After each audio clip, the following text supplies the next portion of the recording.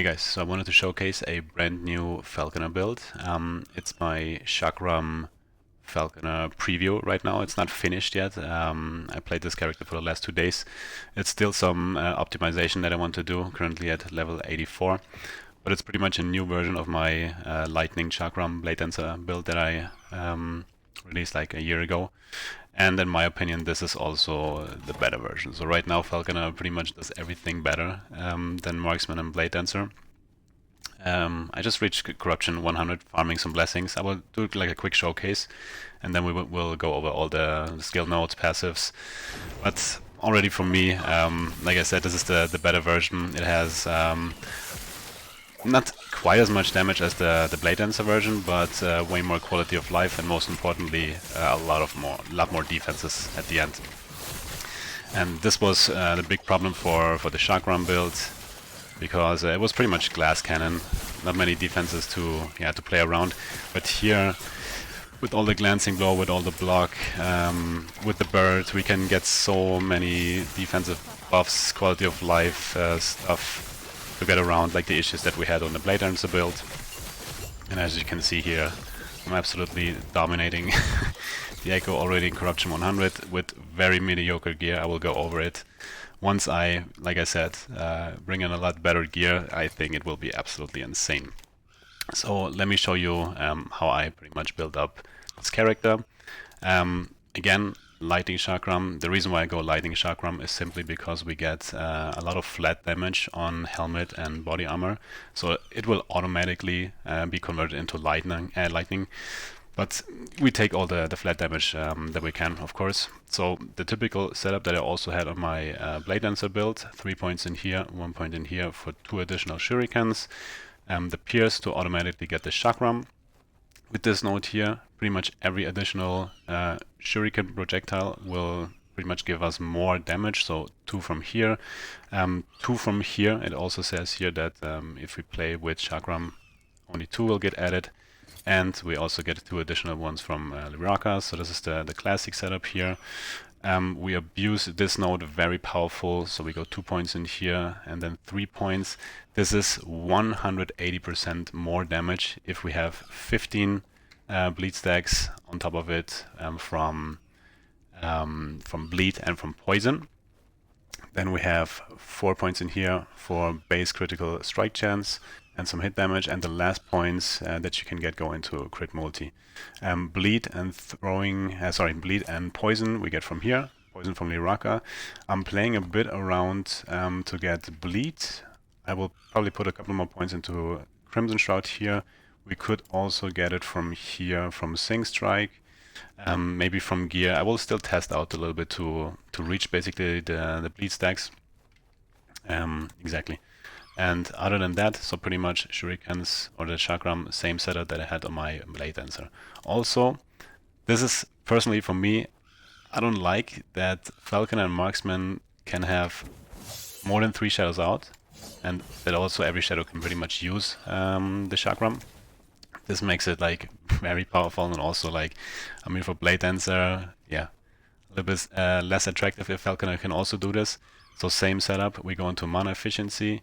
More or increased damage for the shadows, then 2 additional shadows. The mana drain is of course a lot higher, but we play with sapping strikes to get the mana back, and also some other tags that we use to make the mana sustain a lot better. Other than that, 5 points in here for the attack speed. This counts for melee attack speed and throwing attack speed, so your Sing Strike is faster and your Chakram throw is faster. And I absolutely love this node. 5 points in here, instant health back. So once you're, I don't know, at 200, it's instantly up. As you can see, I played Empowered Monolith 1500. I don't even have crit avoidance.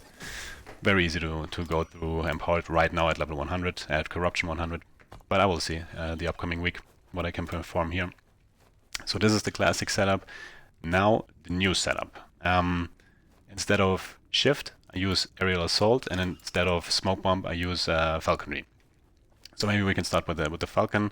It's just only there to give us a little bit of buffs. Nothing special. In the beginning, while I was leveling, I tried out to also benefit from the feather knives, so that also the whole throwing damage part from here and from here will also get converted for the Falcon, but the Falcon was not really that much damage with the feather knives, so I purely focused on my Chakram and not the Falcon damage. So right now, as I said, only quality of life damage buffer for myself. 3 points in here, 2 points so that he automatically like gets the Falconer mark. I put all the 5 points in here so that we have more movement speed and attack speed. It feels way smoother.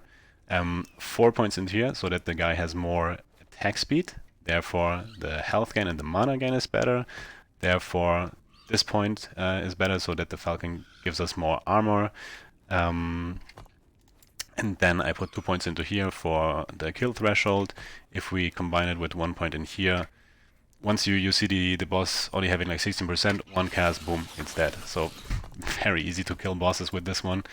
Other than that, I just tried around. I had a couple more points. I wanted to have him close to me so that I pretty much get this mark here on the most important enemies around me, but I don't think it's that useful. I have to still try it out a little bit. So as I said, this one is just like buffing or giving me like more quality of life while playing. Now this one also adds shadow daggers. So we play, or I play with the full grade shard again, so we can abuse also like the shadow dagger abuse from this node here and also from this one. So once I press Sync Strike behind me, also all the Umbral Blades will drop, will do the explosion, give me a lot of shadow dagger stacks, so a lot of damage coming from Umbral Blades and from Chakram. So this is the first one that I went cooldown. Then also the mana refund here. I think this is still bugged, by the way. I don't think that this is working at the moment. And then I also added the caltrops. I didn't went here because I already have the sustain from here, and I have the throwing leech. But I went for caltrops, slow chance, and additional caltrops only because of the more multiply here. I could also go with the bleeds, but so far I also reached the bleed stacks there, so that's gonna be fine here. That's pretty much exactly the last 3 points. Frailty, so we immediately have frailty stacks up, makes it also a lot more defensive compared to the Bladedancer build. And the last one, as I said, is Umbral Blades, the typical setup. Shadow daggers to drop it from shadows. We use both the Blade Storm, the Spinning Blade Storms with the explosion. So when they're a little bit far away from the enemies, they can still like home to the enemies and explode and deal a couple more damage. So very good addition here. We get the chill chance, explosion, as I said. For passives, like I said, still playing a little bit around. Attack speed, very important. This one I will max out here. This one I will max out for damage taken while moving and increased dodge. This one is very important. I have, while combat, I think like over 120% movement speed because I go into haste effect here. So a lot of increased damage coming from the passive.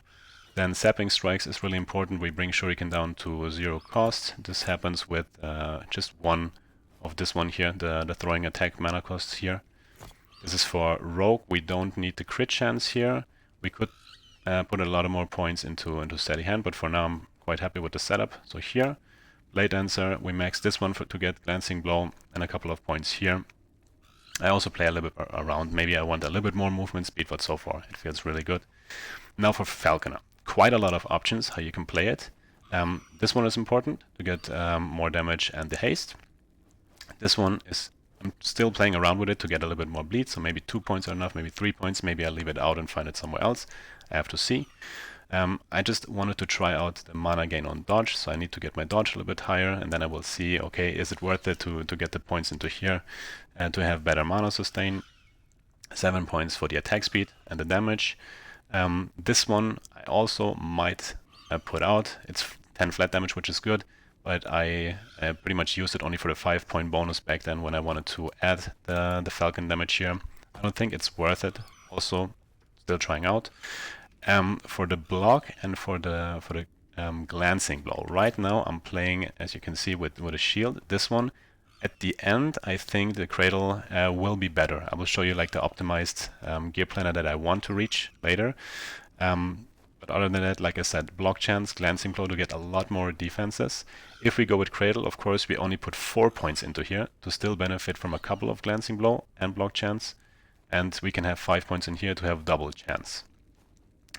2 points in here only to get this node here, so we also try to get as much stacks as possible.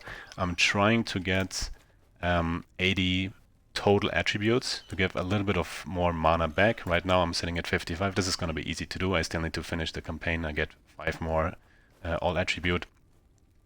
So this comes in quite handy. If we stack armor, it will get also more defensive. So for the blessings, I will go with armor flat and armor increased, which I'm still trying to farm. We get the haste effect, so this build is going to be very, very fast at the end. Fast mapper, fast boss killer, like a very good all-rounder. And here I still, okay, we can do the 1 point and 3 point here just for the more multiplier. Why not? 6% more is pretty good. This one I want to max. This one I want to max. I also had the idea to go reduce bonus damage taken from crits on the shield and on the new base on this one. But there's also the new one, I will show you in the build planner later, the new base that gives you also 3 additional crit. This is what I'm aiming for, and therefore we have 35% crit avoidance from here. We have the 35% crit avoidance from the body armor. We just need one more spot and then you have CA. And then I can also use the all resistance, so the gearing is way smoother than at the end. I think this is very good just to reach 100% with shurikens. This one, also very good. Falcon always hits the enemy, so we get a lot of bonuses here. This one I'll max out to give a little bit more health on crit. Then we have the leech from the blessing.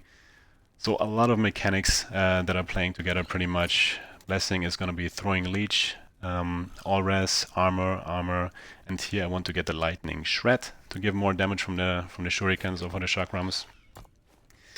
That's pretty much what I'm up to right now. I mean, like I said, I will play this build for another week, then I will bring out the build guide.